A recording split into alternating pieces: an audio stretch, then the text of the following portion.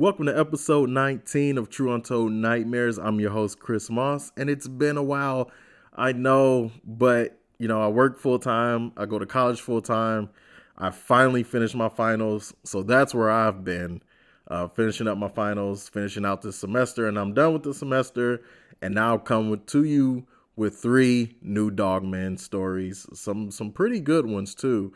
The first one is a couple who goes boat camping in Louisiana. The second one is called Hiker's Nightmare. A hiker sees a dogman up close in Santa Cruz, California. And the third one happens in Alabama. A woman catches a dogman in her trash. So before I get started with the stories, real quick, send in your encounters to my email at chrismoss1@outlook.com. Or you can DM me on Instagram at True Untold Nightmares, but also join the Facebook group because then you can message me there too. So you have 3 different ways of contacting me. You can contact me on Instagram. Once again, just type in at True Untold Nightmares. Join the Facebook group and message me, True Untold Nightmares. And the third way is to email me your encounter, chrismoss1@outlook.com. And if you would like to share your encounter yourself, you can come onto the show. Just hit me up and we'll schedule a time to talk. And I cover everything. I cover Dogman, I cover Bigfoot, I cover demons, I cover ghosts, alien encounters, even though I have not received any Bigfoot encounters or alien abduction encounters or, lizard people, the rake, whatever. I cover everything. So, don't be afraid to send in your encounter, whatever it is. Don't think that, oh, he's mostly Dogman or, oh, he's mostly Bigfoot or he's mostly ghost. I'm everything. I cover all the areas because, this shit is unexplainable. We're trying to figure this out. So the more of us that cover more than one topic, I think the sooner we'll start to get some answers or some type of answer. But either way, thank you for the support. Thank you for tuning in. And let's get to the stories.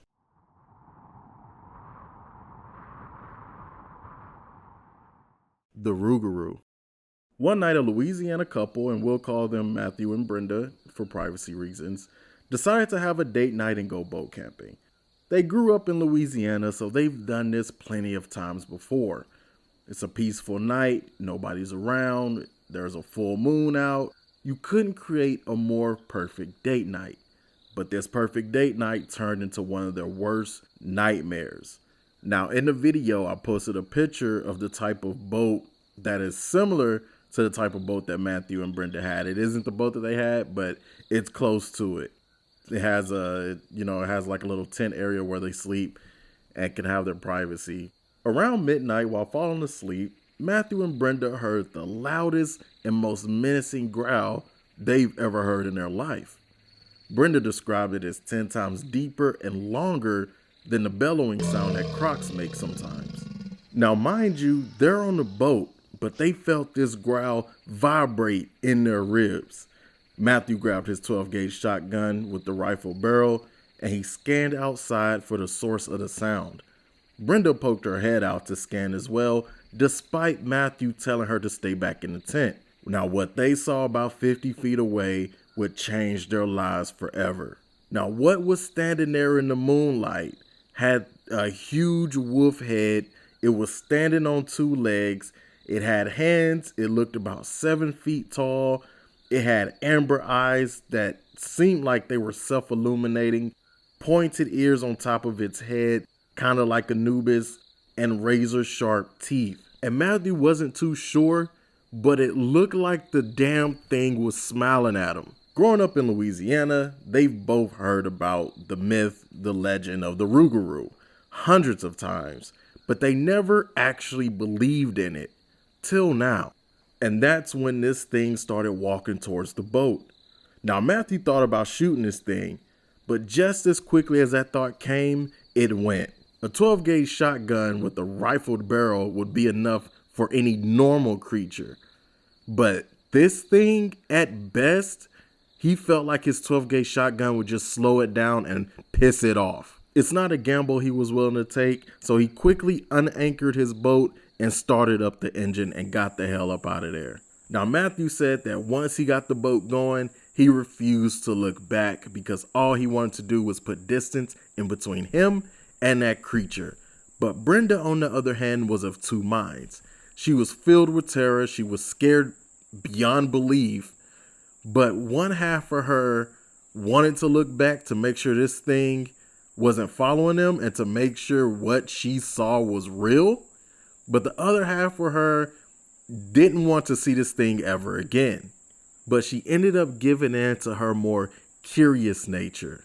And when she turned around, she saw that this Rougarou was where the boat was in the water, and the water was up to the Rougarou's waist. And it was just standing there watching them leave. But she feels like if this thing wanted to give chase in the water, it would have no issues catching up to the boat.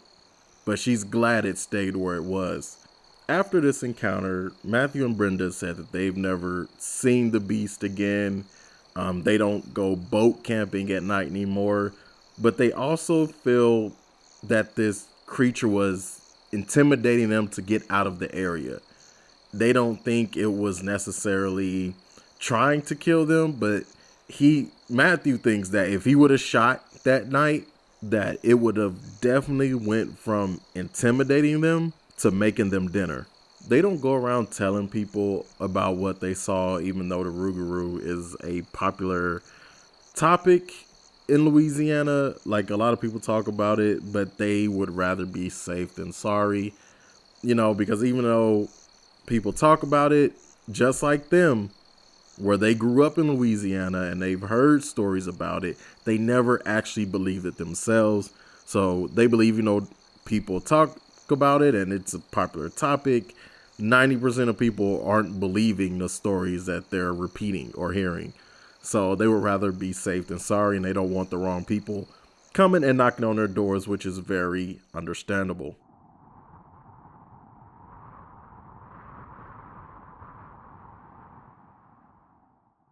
Hiker's Nightmare. In the spring of 2020, Miles went for a hike in Santa Cruz, California. But Miles always hiked. He loved being out in nature. It was a nice day, not a lot of people because of the pandemic, which he really loved. That was his favorite part. He was energized. He covered a lot of distance. He came across a creek and followed it for a while. And when he stopped to take a drink of water, he noticed it fell silent. An eerie silence, like someone pressed the mute button on nature like you would on a TV. And that's when he heard the sound of a very large crack. He snapped his head in the direction the sound came from, and there across the creek it stood. This 7-8 foot tall beast with the head of a wolf, pointed ears, reddish brown fur, the chest of a man, and standing on two legs. Everything went slow motion. It stared at Miles, growled, and got down on all fours. And that's when he noticed it had hands, not paws. Hands with claws so long, it looked like an extension of his hands instead of claws. Miles has never felt fear the way he felt it that day. He didn't know what he was looking at, but the terror he felt took over and he was frozen. He watched as the thing stuck one of its hands in the water and brought it to its mouth while never taking its eyes off Miles. It drank the water for about 2-3 minutes, and that's when it slowly backed up into the tree line while still keeping eye contact with Miles. Even after this thing disappeared and never came back, Miles stayed where he was standing for another 10 to 15 minutes.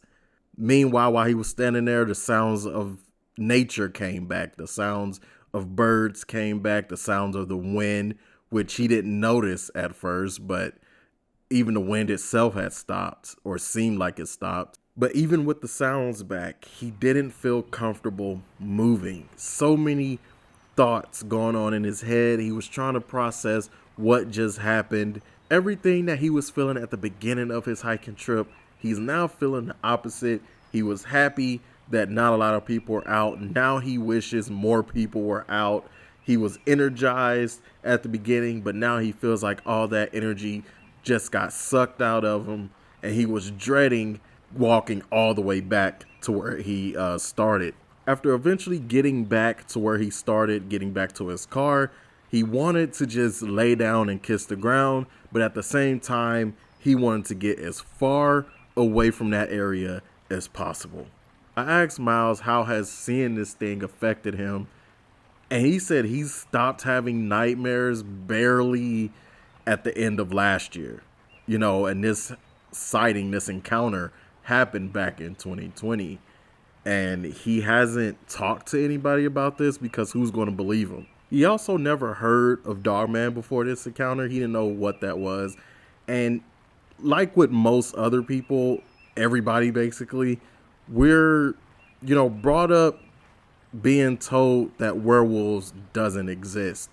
And now he's starting to question everything. What the hell did he just see out in the woods that day?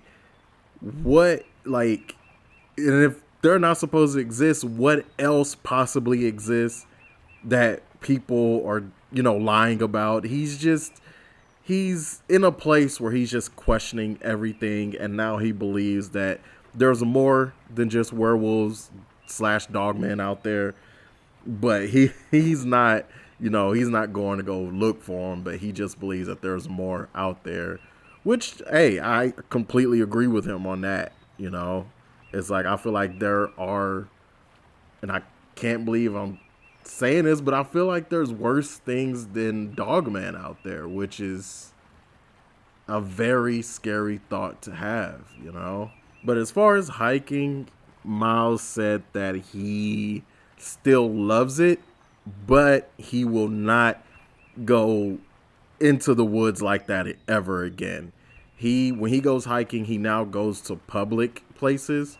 Like, he'll go to beaches that have hiking trails next to him, or he'll go to very public hiking trails where there are always people, but he will never venture out into nature like he did that day anymore because of what he might bump into, and which is unfortunate because he loves nature, but now witnessing this thing has kind of ruined it for him, but he won't let it completely ruin it for him, if that makes sense. Like, he's had to alter how he hangs out in nature now because of this thing compared to before the encounter.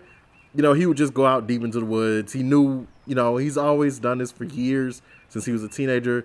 So he knew his way around. He knew how not to get lost. But this encounter is just, he now has to modify how he hangs out in nature, which, a part of him hates. But hey, it's better safe than sorry, because that thing could have attacked him that day, and nobody would have known anything. He just would have been another missing person, or the only thing people would have found was probably a backpack and probably a shoe, and that's it. And people would have never known his story, but he's blessed to be here still. And he just wants to warn people that be careful when you go deep into these woods, because you don't know what you're going to bump into.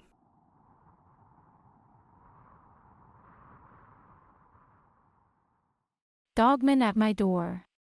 One night while taking out the trash, Sarah saw what she thought was a bear digging through her trash can. All she saw at first was just a furry back as it was rummaging through her trash. Not wanting to startle it, she made a light sound by hitting the trash bag she was carrying against the house. It was then that this bear stopped digging and slowly raised its upper body out of the trash can, and that's when she realized what was in her trash was no bear. She said the creature that was staring back at her had huge, and she meant huge, dog wolfish type head, a long snout, pointed ears, standing at about 8 feet on 2 legs. but she said it looked young, if that makes sense. She froze until this thing took a step at her, and that's when she ran back into the house. Lucky for her, she wasn't far from her front door, but also unlucky for her because now this creature was at her front door. Then she heard knocks that sounded like knives hitting the front door. As soon as she stepped away from the front door, she heard growling as the doorknob was rattling. After about 3 or 4 minutes, everything went silent, and that's when she heard heavy footsteps leaving. And she said roughly about 1 minute after that, maybe less, she heard a deep, loud howl coming from the woods nearby. Now, she's heard of Dogman before, but she never thought that she would get to see one. Like, she said that when she's heard stories of Dogman, she believed in them, but she just never thought an encounter would happen to her. But she also said with her comment earlier that it looked young. Even at 8 feet tall, she thinks it might have been a juvenile. Like, it might have been in its teenage years, maybe, because it just seemed young. She doesn't know how else to explain it, but it just looked young to her. But she could be wrong. But if I was to go off of, what she described, I would say that maybe it was a juvenile / teenager, and maybe it was just curious, or maybe it smelt something in the trash can that caught its interest. I've gotten another story of a Dogman going through somebody's trash. I think I told that story. It might have been episode 3 or 4. Like, it's that far back. But yeah, I've heard stories of Dogman going through trash cans before. I don't know if older Dogmen would risk that. Well, I don't know.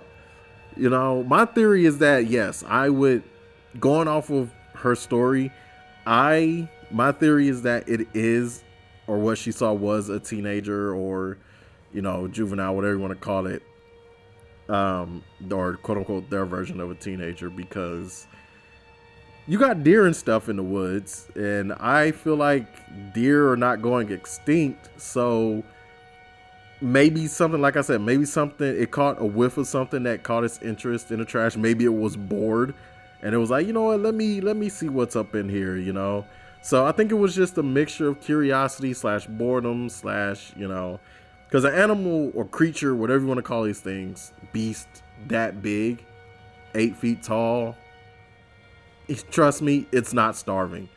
She doesn't know if it was male or female, but regardless, it's not starving. But I think it was passing through, and it just, I don't know, for whatever reason, decided to dig in the trash. But because I can tell you, whatever's in the trash can, if it was hungry, it's not going to suffice it. And the fact that it knocked at her door, jiggled the doorknob, I think that was just it being annoyed that it was bothered. Like, basically, it was interrupted and it didn't like that, so it messed with her back. Or it could have been upset that it was seen at all, because I've heard stories of that too, where they feel like the Dogman didn't like being seen, so it reacted. She said that she's gotten extra locks for her doors. She doesn't take the trash out at night anymore. She's taking precautions. She hasn't seen it again since, and she hadn't seen one before that, but she's hoping she doesn't see it again. Sorry if you heard that squeak in the background. That's my freaking puppy over here. Seriously? It's my freaking puppy over here squeaking at the wrong time. But anyway, let me know what you think about, these stories. What are your theories? What are your opinions? If you have any advice for Sarah about the Dogman, possibly teenage Dogman messing with her trash.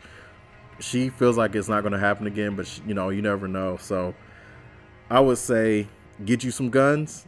Don't take the trash out at night, which she stopped doing, and get you some motion sensor lights. Get all that, and spray your trash if you have to. Get like an unpleasant smell and spray the trash is another one I would say. But thank you guys for listening. Thank you for the support. Let me know down in the comments. Let's keep this convo going. And if you have any encounters you would like to share, or if you would like to come on to the show and share, email me. My email is chrismoss1@outlook.com, or you can hit me up on Instagram, or you can join the Facebook group and message me there. But once again, you can email me at chrismoss1@outlook.com. Send me your encounters. Can't wait to hear them. And I'm going to get up out of here before my puppy decides he wants to squeak some more.